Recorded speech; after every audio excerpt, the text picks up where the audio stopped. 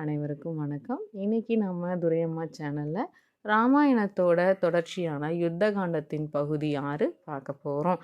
கும்பகர்ணன் போர்க்களத்தில் இறந்துடுறாரு. அது கேள்விப்பட்ட ராவணன் துடிக்கிறாரு.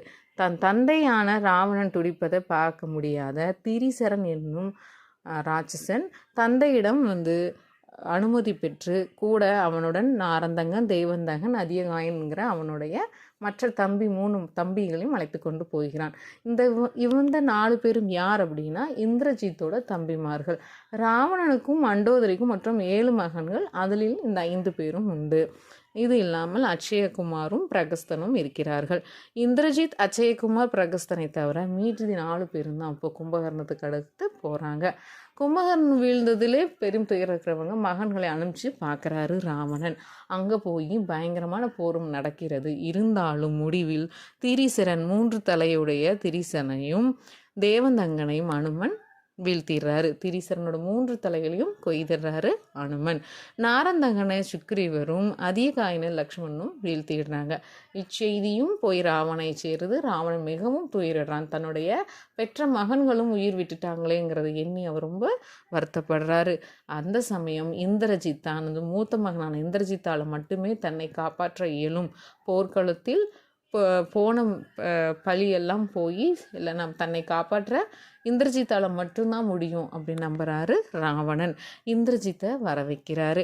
இந்திரஜித்தும் வழக்கம் போல் மற்றவர்கள் கூறிய அறிவுரைகள்லாம் சொல்கிறாரு. ஆனால் இந்திரஜித் சொல்வதை கேட்க வாய்ப்புக்கே கொடுக்கவில்லை நம்ம ராவணன்.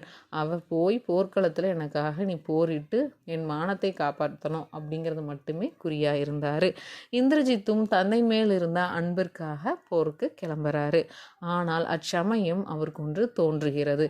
ராவணனும் கும்பகர்ணனையும் மற்ற மகன்களையும் எளிதாக வீழ்த்தி விட்டார்கள். அப்பேற்பட்ட வானரப்படை அவர்களிடம் இருக்கிறது என்றால் நாம் வெறுமனே போகக்கூடாதுன்னு முடிவு செய்த அவர் நிகும்பலை யாகம் அப்படிங்கிற ஒன்று நம்ம செய்யணும்.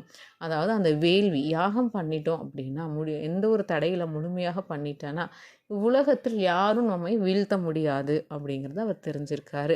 இந்திரஜித் அப்படிங்கிறவர் சாதாரண ஒரு வீரர் கிடையாது.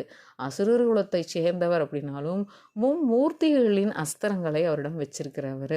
மும்மூர்த்திகளிடமும் போரிட்டு அவர்களை தோற்கடித்தவர். இந்த உலகிலும் சிறந்த போர் வீரன் யார் என்று தேவர்களை கேட்டால் கூட கூறுவது பதில் இந்திரஜித் மட்டுமே.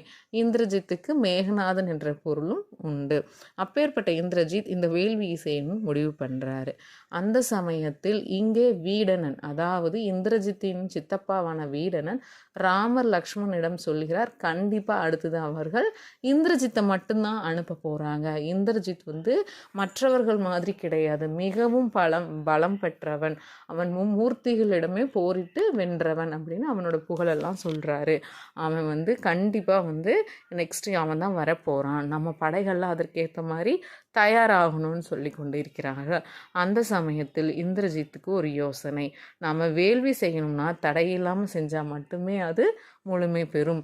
அப்போ நம்ம இவங்க எல்லாத்தையும் திசை திருப்பியே ஆக வேண்டும். போர்க்களத்தில் இருக்கும் ராமன், லக்ஷ்மண், அங்கதன், சுக்ரீவன், அனுமன் அனைவரையும் திசை திருப்பணும்னு முடிவு பண்ண இந்திரஜித் என்ன பண்ணுறாரு, அவர் ஒரு வித்தைக்காரர், மாய வித்தைக்காரர். உருவமே கண்ணுக்கு தெரியாத மாதிரி மாயமாகி போர் புரிவதில் வித்தைக்காரர். மற்றவர் உருவம் போல் இன்னொரு உருவத்தை ஏற்படுத்தி மற்றவர்களை ஏமாற்றி போர் புரிவதில் வல்லமை பெற்றவர். இந்த சமயத்தில் இந்திரஜித் என்ன பண்ணுறாருன்னா சீதா தேவி மாதிரியும் ஒரு உருவத்தை ஏற்படுத்திடுறாரு. அந்த உருவத்தை இழுத்துக்கொண்டு போர்க்களம் போகிறாரு. அங்கிருந்த ராமன், லக்ஷ்மணன் மற்றும் பலர், அனுமன் அனைவரும் சீதா தேவி தான் அதுங்கன்னு நம்பிடுறாங்க. உடனே பலத்தமாக ஒரு சிரிப்பொலி கொடுத்த இந்திரஜித் அவன் கையில் இருந்த வாளால் சீதா தேவி உருவத்தில் இருக்கும் தலையை கொய்திடுறாரு. ராமபிரான் செய்வதறியாது திகைத்து நிற்கிறார். தான் உயிரே தன்னிடம் இருந்து பிரிந்து உணர்ந்து அப்படியே நிற்கிறார். எந்த ஒரு அசைவும் இன்றி நிற்கிறார். அனுமனோ இனி நாம் என்ன பண்ண முடியும், சீதாதேவியை ராமபிரானிடம் சேர்த்து வைப்பதற்காகத்தானே இத்தனை போராட்டம், இந்த போர் இப்படி ஆகிவிட்டதேன்னு சொல்லி அவரும் கலங்கி நிற்கிறார். லக்ஷ்மணன் செய்வதறியாது அண்ணனுக்கு ஆறுதல் என்ன கூறுவது என்று தெரியாமல் லக்ஷ்மணனும் அங்கதனும் திகைத்து நிற்கின்றனர்.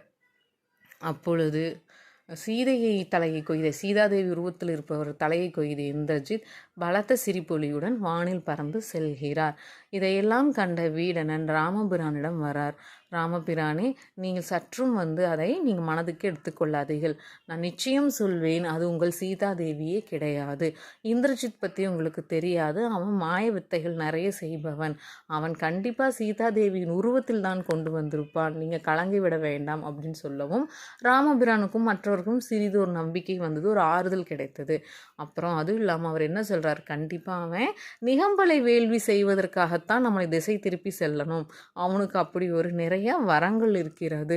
அதனால் நிகம்பலை வேள்வியை மட்டும் நம்ம செய்ய விடாமல் எப்படியாவது தடுத்துடணும் அப்படின்னு சொல்கிறார். இதற்கு சரியானவர்கள் அனுமனும் லக்ஷ்மணன் மட்டுமே. அனுமன் குகைக்குள்ளேருந்து அவன் வேள்வி செய்யும்போது வெளியில் இருக்கிற படைகளை அழிப்பதற்கும் அந்த வேள்வியை தடுப்பதற்கு லக்ஷ்மணன் கண்டிப்பாக சரியாக வருவாங்க. நீங்கள் 2 பேரும் போனீங்கன்னா பண்ண முடியுங்கிற ஆலோசனையும் கொடுக்குறாரு. அவரோட ஆலோசனைப்படி அனுமனும் கொஞ்சம் வானரப்படைகளும் நமது லக்ஷ்மண பிரானும் கிளம்புறாங்க. உள்ள வேள்வி நடக்கிற காட்டு பகுதிக்குள்ளே இருக்கிற அந்த குகையை அடைந்துறார்கள். வெளியிலிருந்த வீரர்களை லக்ஷ்மணனும் ஹனுமனும் தடுக்கின்றனர். அச்சமயத்தில் லக்ஷ்மணன் உள்ளே சென்று போர் செய்வது போல் அங்கே உள்ளே செல்லும் பொழுது இந்திரஜித் திசை திருப்பப்படுகிறான். இந்திரஜித் உணர்கிறான் வெளியே ஏதோ பிரச்சனை நடக்கிறது. அப்போது அவனுக்கு இருந்த ஆவேசத்தில் அந்த வேள்வியை பாதியில் விட்டு குகையின் வெளியே சண்டையிடுகின்றனர். அவன் வேள்வி தடைப்பட்டு விடுகிறது. இந்திரஜித் பயங்கரமான ஒரு உச்சக்கட்ட ஒரு கோபத்துக்கு செல்கிறான். தன் வேள்வி நின்று விட்டதை உணர்கிறான்.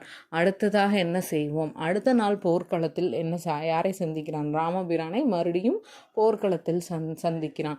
இந்த முறை அனைவரும் அவனை வீழ்த்த காத்து கொண்டிருக்கிறனர். அப்போ பலத்த கரகோஷத்துடன் இந்திரஜித்தை அசுரர்கள் வரவேற்கின்றனர். அப்போ இந்திரஜித் ராமபிரானையும் லக்ஷ்மணனையும் நோக்கி என்ன சொல்கிறான் தெரியுமா?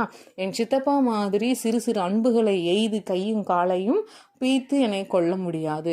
என் தம்பிகள் மாதிரி நீங்கள் என்னை வீழ்த்த முடியாது. நான் தான் உலகில் சிறந்த வீரன், போர் வீரன். அதனால் என்னை அவ்வளோ சீக்கிரம் உங்களால் ஒன்றும் பண்ண முடியாது. இன்றே உங்களுக்கு நான் முடிவு கட்டுகிறேன் அப்படின்னு சொல்லி வசனங்கள்லாம் பேசுகிறாரு இந்திரஜித். அச்சமயம் அனைவரும் இந்திரஜித்திடம் போர் செய்கின்றனர். இப்பொழுது என்ன ஆகிறது அப்படின்னா, லக்ஷ்மணனோட அம்புகள் இந்திரஜித்தை தாக்கப்படுகிறது. இந்திரஜித்துக்கு நிறைய அம்புகள் உடம்பில் எய்தப்படுகிறது. அதையெல்லாம் பொருட்படுத்தாத இந்திரஜித் தான் உடம்பில் குத்தி இருக்கும் அம்புகளையும் எடுத்து லக்ஷ்மணன் மீது நோக்கி போர் செய்கிறான். அப்பொழுது லக்ஷ்மணன் உண்மையிலேயே வியந்து அவனை மனதுக்குள் பாராட்டுகிறான். எவ்வளோ பெரிய போர் வீரனாக இருந்தாலும் தான் உயிர் போகிறதுங்கிற தருணத்தில் கூட அடுத்த போர் புரிய யோசிப்பான். உயிர் மடிய போகிறதுங்கிறதை கூட பொருட்படுத்தாமல் தான் மேல் இருந்த அன்பையும் எடுத்து என் மேலே வீசி போர் புரிகிறான்னா அவன் எவ்வளோ பெரிய சிறந்த வீரனாக இருக்க முடியும் அப்படின்னு நினைக்கிறாரு. தான் உயிர் பிரிய போகுதுங்கிற சமயத்தில் லக்ஷ்மணன் என்ன பண்ணுறாரு? கண்ணுக்கு தெரியாத அந்த மாய வித்தையால் மறைகிறாரு. வானில் பறக்க முயல்கிறாரு. அப்பொழுது கடும்